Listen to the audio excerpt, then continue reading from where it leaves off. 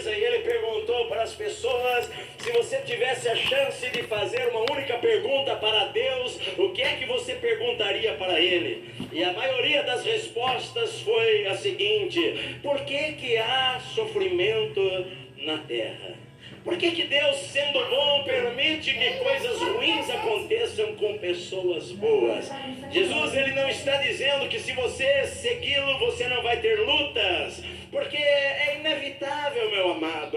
Você pode ser crente, cheio do Espírito Santo, amar a Deus de verdade, e ainda assim nós estamos vivendo em uma terra que é sujeita a ter adversidades e tribulações e tristezas e angústias em algum momento da nossa vida. Não só porque você causa isto, porque quando o pecado entrou na terra, o pecado trouxe a morte, o pecado trouxe a doença, o pecado afetou a natureza começou a produzir coisas que não era a programação inicial de Deus. Na verdade, não é só a gente que causa, mas às vezes pessoas causam coisas que nos entristecem na vida. A gente acaba participando das tristezas que acontecem na terra. Você não se comove em ver crianças mortas numa guerra. Você não se comove em ver crianças abandonadas em um orfanato.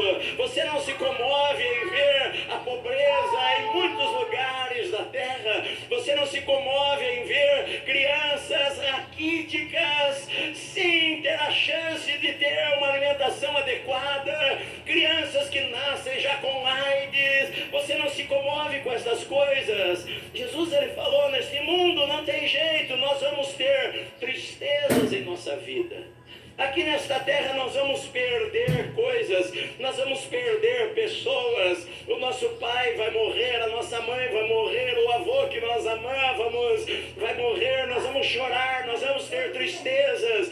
Às vezes alguém que nós conhecemos e amamos vai ficar doente, vai morrer, a gente vai ter tristeza sim nesta vida. Você pode andar na fé, você pode crer, mas de qualquer maneira, em algum momento da vida você vai ter decepções. Existem vários gestos que dizem eu te amo, como eu te amo, que protege com prebióticos e nutrientes a base da imunidade. Ninho, mais que palavras, amar é um gesto. Com pessoas, tristezas. A igreja no primeiro século sofreu muitas perseguições. Muitos cristãos morreram nas arenas romanas. A igreja sofreu perseguições pelos séculos. A igreja ainda hoje em alguns países sofre perseguição. Jesus falou para os seus discípulos: olha, eu estou indo, eu vou mandar o Espírito Santo. Mas nesta vida vai haver momentos de tristeza, sim. Agora, algumas coisas que nós precisamos entender. A primeira coisa é que isto não é culpa de Deus. Porque às vezes as pessoas culpam a Deus por algo que Ele não fez. Deus criou tudo perfeito.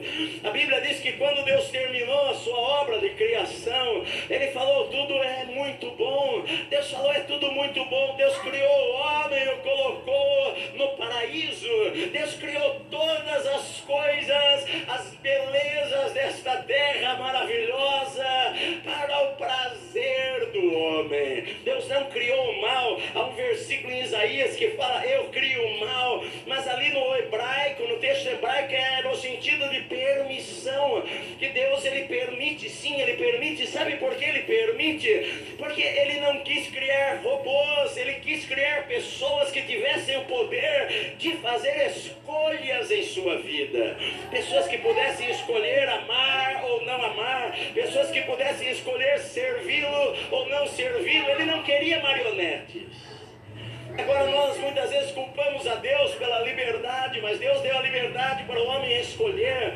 E Deus não é culpado se você escolhe o egoísmo, se você escolhe o orgulho, se você escolhe fazer as coisas do seu jeito, se você escolhe a sua própria vontade, se você não quer nunca dar o braço a torcer e se humilhar. Não é culpa de Deus as coisas que nós escolhemos.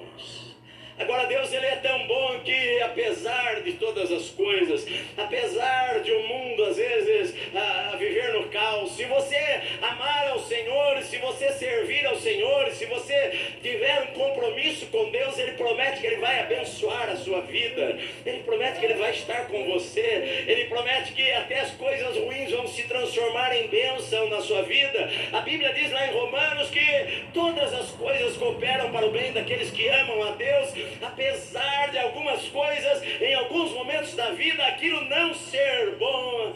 No final da história, se nós servirmos a Deus, Deus tem poder para transformar aquilo lá em bênção. Sabe, eu poderia traduzir este versículo e interpretá-lo desta maneira. Jesus falou: no mundo vocês vão ter aflições. Eu poderia dizer: olha, isso significa o seguinte, que se você seguir os caminhos do mundo, você vai ter aflições. Se você seguir os conselhos do mundo, você vai ter aflições. É verdade, mas eu não quero que você tenha a impressão que se você seguir a Deus, você nunca vai ter aflição na sua vida, porque você vai ter aflição na sua vida. Eu creio que nenhuma tempestade é para sempre na nossa vida.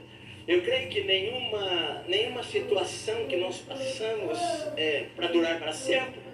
Um versículo que eu gosto bastante, que está lá nos Salmos, que ao anoitecer pode vir o choro, mas a alegria vem pelo amanhecer. É verdade. Era quinta-feira, Jesus iria ser traído. No sábado, na sexta de manhã, ele iria ser crucificado, iria ser zombado, iria ser recusado pelo seu povo. Na sexta-feira, ele iria estar entre dois ladrões na cruz. Os seus discípulos iriam abandoná-lo. Ele iria gritar dela: Pai, por que me desamparaste? Porque o Pai não podia olhar para ele, porque ele se fez pecado. Todos os pecados da humanidade estavam sobre Cristo lá naquela cruz. E o Pai não poderia olhar para ele naquele instante. Porque me desamparaste? Há momentos de choro, mas o domingo iria chegar, amanhã iria chegar, a pedra iria ser rolada, ele iria ressuscitar dentre os mortos, os discípulos iriam se alegrar, Aleluia! iriam sair para pregar a palavra de Deus com alegria. Glória a Sabe, meu Deus! amado, nenhuma tempestade é para sempre em nossa vida, nenhuma dor é para sempre em nossa vida, nenhum sofrimento é para sempre em nossa vida. Amém. Sabe?